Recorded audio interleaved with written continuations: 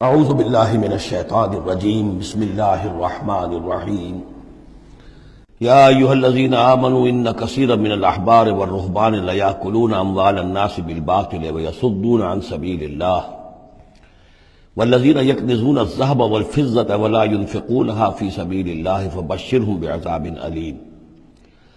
اس آیہ مبارکہ کے بارے میں یہ نوٹ کر لیجئے کہ اس آیت کے حوالے سے حضرت ابو ذر غفاری رضی اللہ تعالیٰ عنہ کی رائے قائم ہو گئی تھی کہ سونا اور چاندی اپنے پاس رکھنا مطلقاً حرام ہے۔ جو لوگ کہ سونا اور چاندی اپنے پاس رکھتے ہیں، جمع کرتے ہیں، گاڑتے ہیں، ان کو کنز بناتے ہیں، خزانہ بناتے ہیں، اس کے لیے تو یہ رائے اگرچہ ان کی صحیح نہیں تھی، اس لیے کہ جو دین کا عام قانون ہے وہ یہ ہے کہ انسان حلال ذریعے سے کمائے، اس میں سے جو وہ خرچ کرے اللہ کی راہ میں وہ ٹھیک ہے، اس کو اس کا اجر ملے گا۔ اگر وہ کچھ رکھتا ہے اپنے پاس تو وہ حرام نہیں ہے، بلکہ پھر یہ کہ وہ اس کی اولاد کو منتقل ہو جائے گا، قانونی وراثت ہوگا۔ اگر اپنے پاس کچھ رکھنا ہی نہ ہو تو پھر وراثت کس چیز میں ہوگی؟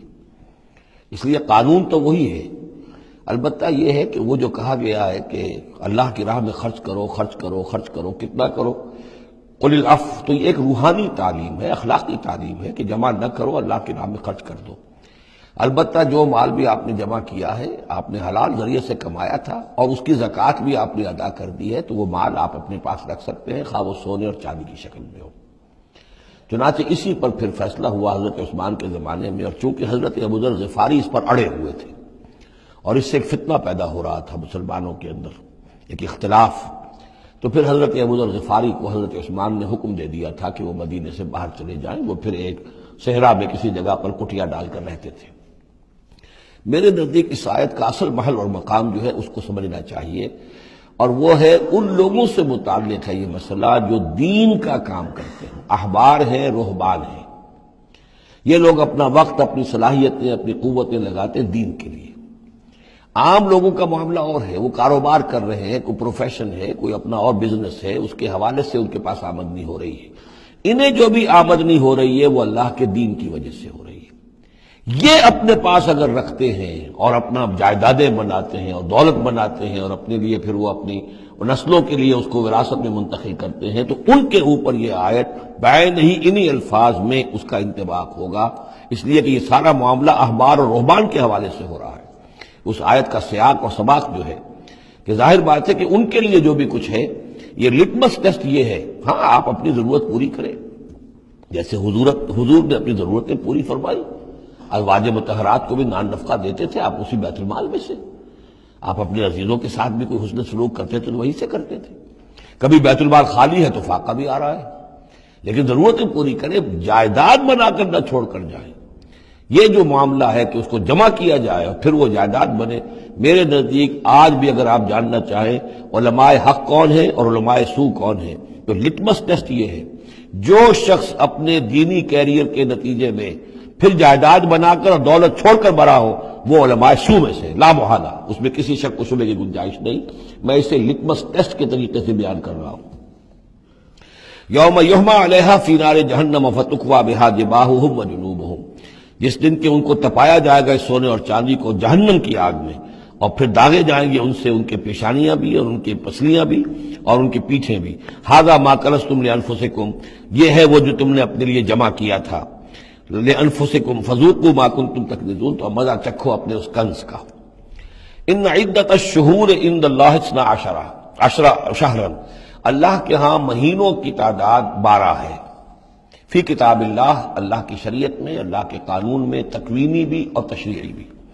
یوم خلق السماوات والارض، جس دن سے کہ اللہ تعالیٰ نے پیدا کیا آسمانوں اور زمین کو، منہا اربعۃ حرم، ان میں سے 4 مہینے ہیں محترم، جن کو کہ اشہر حرم کہتے ہیں، جن میں جنگ وغیرہ جو ہے وہ جائز نہیں تھی۔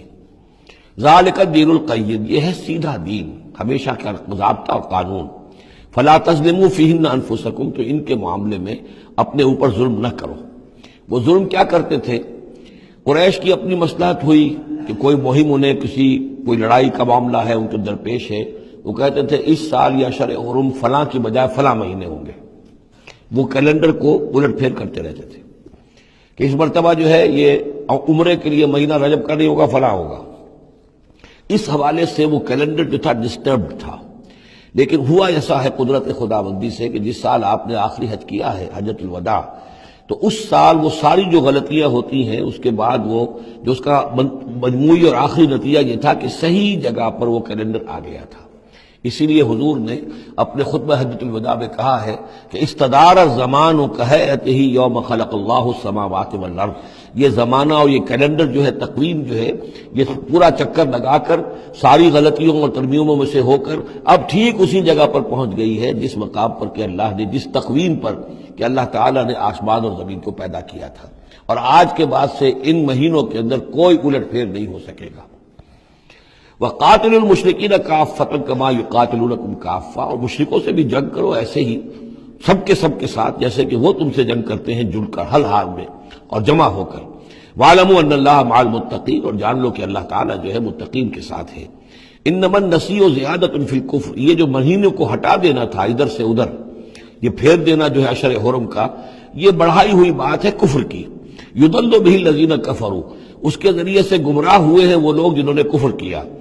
يُحِلُّونَهُ عَامًا، حلال کر لیتے ہیں اس مہینے کو ایک سال، وَيُحَرِّمُونَهُ عَامًا، اور ایک سال اسے حرام قرار دے دیتے ہیں. لِيُوَاطِئُوا عِدَّةَ مَا حَرَّمَ اللَّهُ، تاکہ تعداد پوری کر لیں اس کی جو اللہ نے حرام ٹھہرائے ہیں. 4 مہینے حرام ہیں، آگے پیچھے پھیر کر، لیکن تعداد پوری کر دی. فَيُحِلُّوا مَا حَرَّمَ اللَّهُ، اس کا نتیجہ کیا نکلتا ہے کہ جو اللہ کی طرف سے محترم مہینہ تھا وہ ان کے حساب سے، ان کی غلطی سے پھر وہ حلال ہو جاتا ہے، پھر حلال کر لیتے ہیں وہ مہینہ جو اللہ نے حرام کیا ہے. زُيِّنَ لَهُمْ سُوءُ أَعْمَالِهِمْ، اسی طریقے سے ان کے جو برے اعمال ہیں ان کے لیے مزین کر دیے گئے، کھبا دیے گئے ان کی نگاہوں میں. وَاللَّهُ لَا يَهْدِي الْقَوْمَ الْكَافِرِينَ، اور اللہ کافروں کو ہدایت نہیں دیتا. یہاں وہ 5 رکوع ختم ہوئے ہیں کہ جن کا تعلق ہے نبی اکرم صلی اللہ علیہ وسلم کی بعثت خاصہ الی اہل العرب، اس کی تکمیل ہو گئی، اس کے مقاصد پورے ہو گئے، اس کے ضمن میں آخری احکام دے دیے گئے. صدق اللہ العظیم.